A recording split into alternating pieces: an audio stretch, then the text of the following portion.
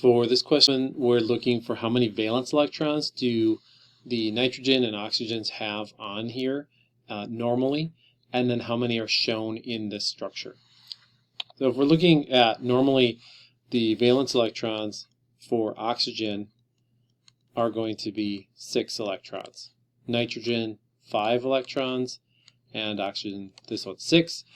That's going to again be what, if we look at the periodic table, where it is in relationship to how many s and p orbitals are occupied with electrons. Now we have bonded electrons. We have in this left oxygen 1 in this bond, 2, 3, 4, 5, 6, 7 electrons. Here, this nitrogen has 1, 2, 3, 4, 5, 6 electrons, and the oxygen on the right has 1, 2, 3, 4, 5 electrons. So the total number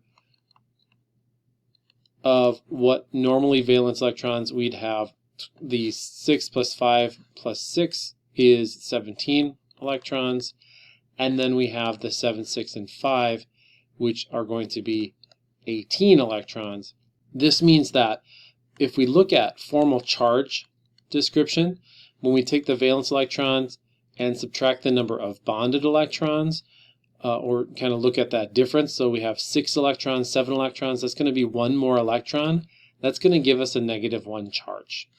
Now here we have got an extra electron as well, so we went from 5 to 6. That's going to be a -1 charge. And here we went from 6 electrons to 5. We've reduced the number of electrons. That's going to actually give us a positive charge. So we have a negative charge that's associated with that element, -1 with the nitrogen, and a positive charge with the oxygen. Having all these formal charges suggests this probably isn't the best organization of electrons that we can have. So let's look at adding maybe the number of bonds that might be involved in these structures.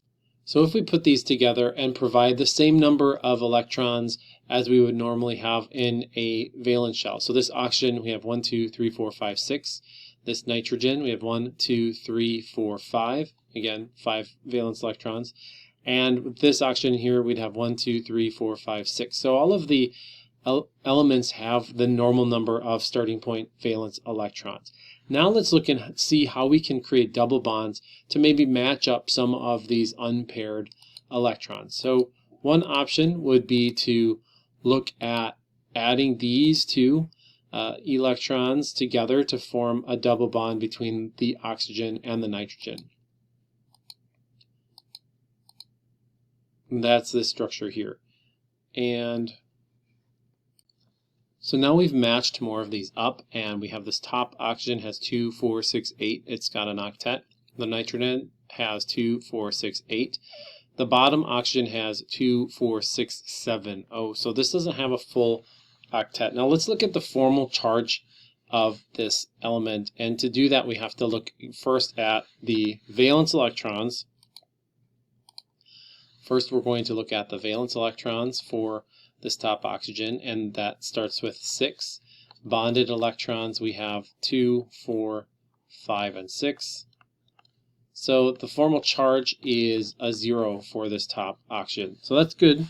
The second, we're looking for the valence electrons in the nitrogen. We start with 5 valence electrons with nitrogen. And the bonded electrons, we have 2, 4, 5. 5 electrons. This formal charge then, 5 and 5 is 0. Now let's look at that last oxygen. We have 2, 4, 5, 6 bonded electrons. We know we start with 6 electrons. The formal charge would be 0 here. So the formal charges are all looking good in this element, where we can see that this would be a good organization of where we have these compounds. However, the one thing that's problematic is that this oxygen doesn't have a complete octet. So let's look and see if there are maybe alternative options for where we can have that single electron. This is a similar equivalent structure. I've just switched where the double bond is, but where I moved the electron is I took one from the nitrogen and moved it to one of the outside oxygens. So now we have 2, 4, 6, 8 electrons here, 2, 4, 6, 7 for the nitrogen, 2, 4, 6, 8 for the oxygen. So how do these structures compare? So the formal charge is 0, so this is the best structure even though we're unable to get an octet with this group. A lot of times we will actually see NO2 that will have a negative charge, and that electron will typically hop into that spot. So this is a stable structure because we have room for that electron right here. What happens when we have equivalent structures, or for that last example where there's a double bond that could be shared between two different nitrogens, for example? So this is the idea that we come to next, where we're talking about resonance, and that's where we explain multiple equivalent Lewis structures. And we can use formal charge to decide which between two different Lewis structures, if that's a good one or not as good of a structure, and to decide which of the structures is probably more prevalent in the explanation of the shape. Here's an example of when a single Lewis structure will fail. And here we have a nitrogen, a central nitrogen as the element, and 3 oxygens on the outside. So this is kind of the starting point structure, but we know the nitrogen in this instance isn't going to have an octet. So the way we can kind of get nitrogen and octet will be to share some of these electrons on this oxygen on top with the nitrogen here. Now this provides a charge, a formal charge of nitrogen of a positive 1 charge, and these oxygens on the bottom here will have a formal charge of a negative 1. Remember, we start with 6 electrons, valence electrons in oxygen. Here we have 1, 2, 3, 4, 5, 6, 7. That's how we get that extra electron, gives us a formal charge of a negative. The nitrogen, we have 5 valence electrons starting, but here we have 1, 2, 3, 4. So 4 electrons versus a starting point of 5, that gives us that positive charge. So this Lewis structure is the best one we can get that allows us to have most of these elements having an octet here. But what we would expect for a single Lewis structure would be that one bond would be shorter than the other two. Double bonds typically bring these nuclei closer together.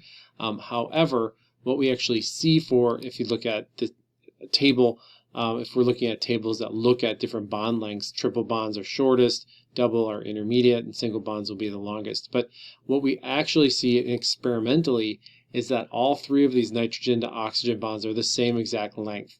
They're all shorter than N to O single bonds, but they're not as short as all double bonds, or they're all equal. So we have to modify our Lewis structure idea to match these observations. And what we actually see, these double arrows actually refer to this idea of resonance, that we have the double bond kind of moves, the electrons are shared between this nitrogen and oxygen, this nitrogen and oxygen, and this nitrogen oxygen equally.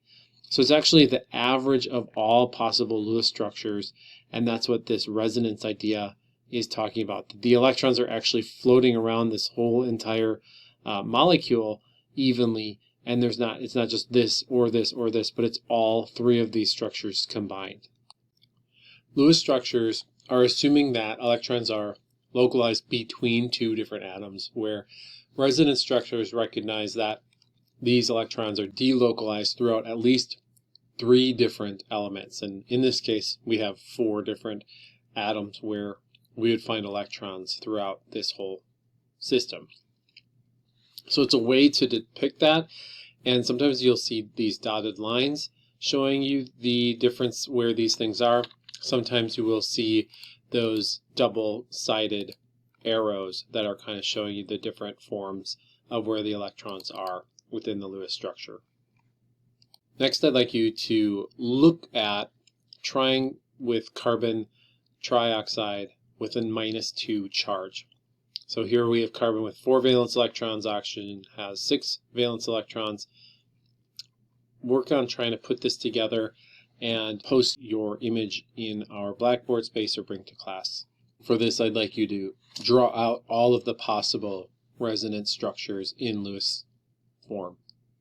Not all resonance structures are created equally. Some are going to be better descriptions of where the electrons actually are.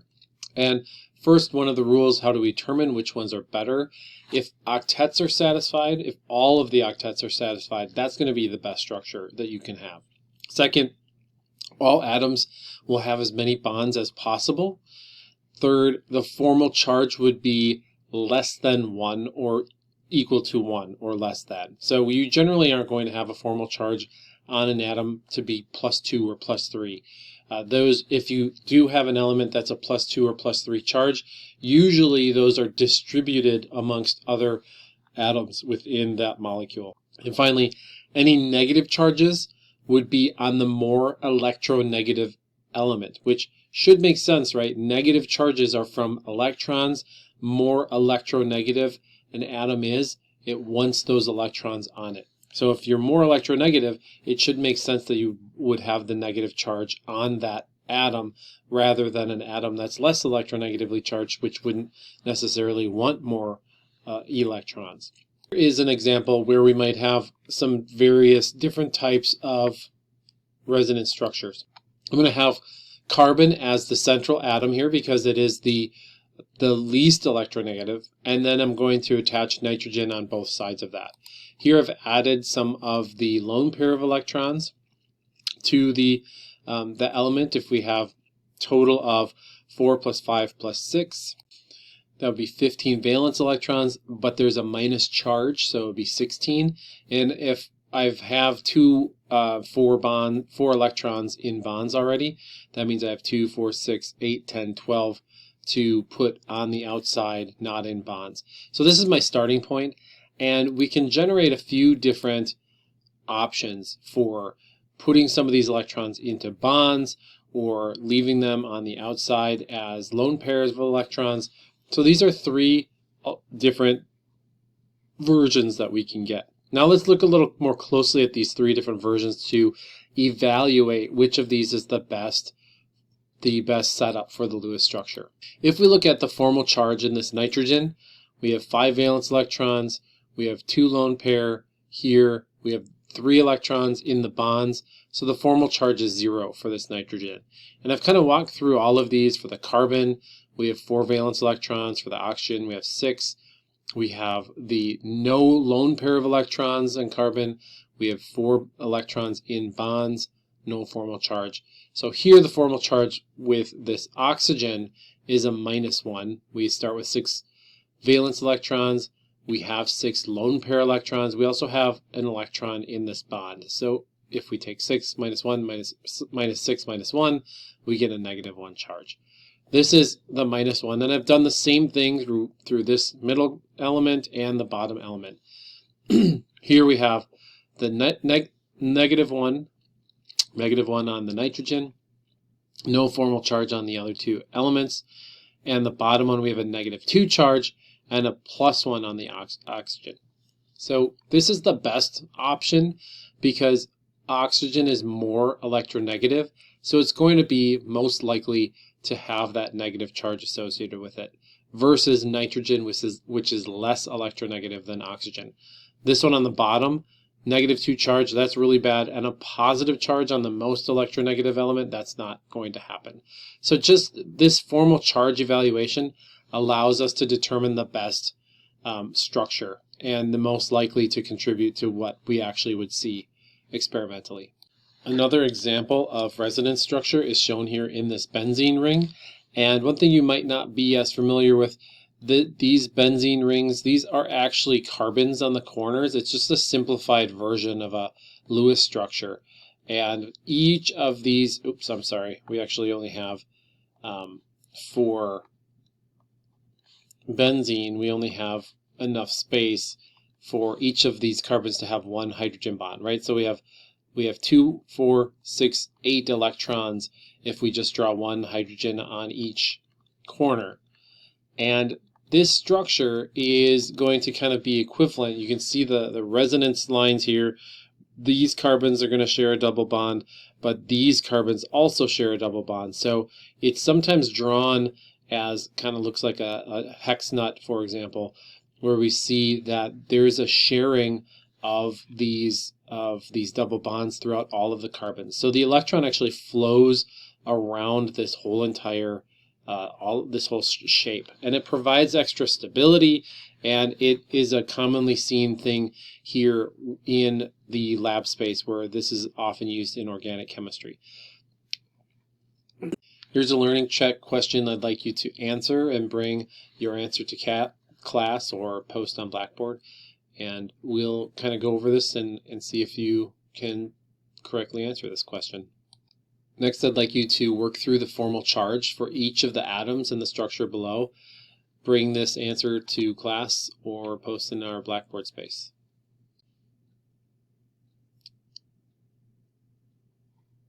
One more question to review what we had been talking about. Which of the structures below would exhibit resonance?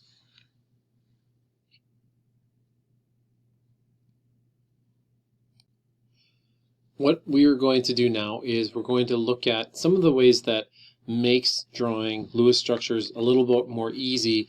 After you start to draw them out, there are only a limited number of elements that we're really working with, especially with carbon and organic chemistry. It's mostly carbon, hydrogen, oxygen, and nitrogen.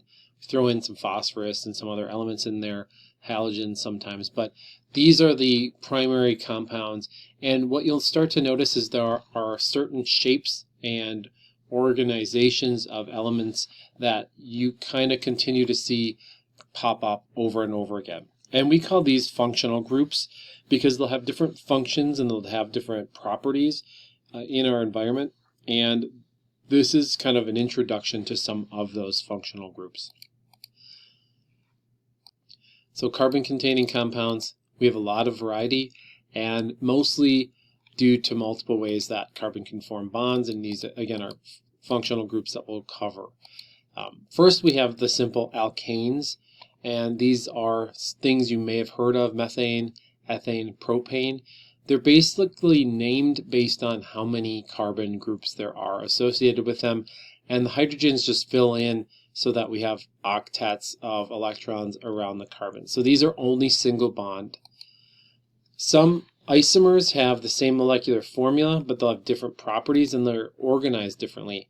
So butane and isobutane, for example, have 1, 2, 3, 4 carbons, but this isobutane, the 1, 2, 3, 4 carbons, are organized in a different way. So these isomers, again, the same molecular formula, but sometimes they'll have different properties because of how they're organized about each other. Alkenes are another set of functional groups, and these contain at least one double bond between two carbon elements. So we have carbon and carbon. This is ethylene. This is butene, and again, they were named, the ene ending is because of that double bond there. And the name ethyl, methyl, ethyl, propyl, butyl, that's kind of a common backbone name for naming and describing the number of carbons involved. There are also alkynes, and they'll contain at least one triple bond. Here's an ethyne or acetylene, and butyne. These have triple bonded carbons associated with them. That's the alkyne, the YNES ending instead of ENES or the ANES for single bonded carbons. The next functional group we'll discuss are alcohols, and here we have an example with methanol and ethanol. You can have propanol and butanol, and these are basically replacing a hydrogen with an OH group, so a hydroxide group, and that's another functional group within our set of functional groups we're going to look at. And then we also have aldehydes, ketones, carboxylic acids, which all have this backbone of a carbon that's attached with a double bond to an oxygen. So these are carbonyl groups or carbonyl groups, two different ways of saying the same thing. And here with ketones, we're going to replace this carbon double bond is on the inside of a longer chain of carbons. So that's a ketone. This is an example of an acetone is a ketone. That's a carbonyl group in the middle, and the functional group overall is a ketone. Aldehydes are similar, except this double bonded oxygen is on the end of a chain instead of in the middle. So this is acetaldehyde, and remember the aldehyde is on the end double bond of the chain. We also have carboxylic acids, and it's on the end of a chain, but it also has an alcohol group added to it. So a lot of times you'll see this written out as COOH. That generally describes a carboxylic acid functional group. Those are some of the primary functional groups containing oxygen that you'll see in different organic compounds. And now we're going to talk about nitrogen containing compounds, and these are called amines, and they're derived with that nitrogen attached to a carbon, where we also have amides. So amines are just the nitrogen containing compound. Amides will have a carbon double bonded to an oxygen, so a carbonyl group attached to this nitrogen, and these are commonly found in, for example, peptide bonds. So this is an amide versus an amine functional group. I'd like you to take a little time to look at these different molecules, draw out the Lewis structures, and tell me which one of these contains a carbonyl group. Post your answer in our Blackboard space or bring that to class. This concludes information about Chapter 8 material, and next we're going to talk about shapes and geometries of different molecules.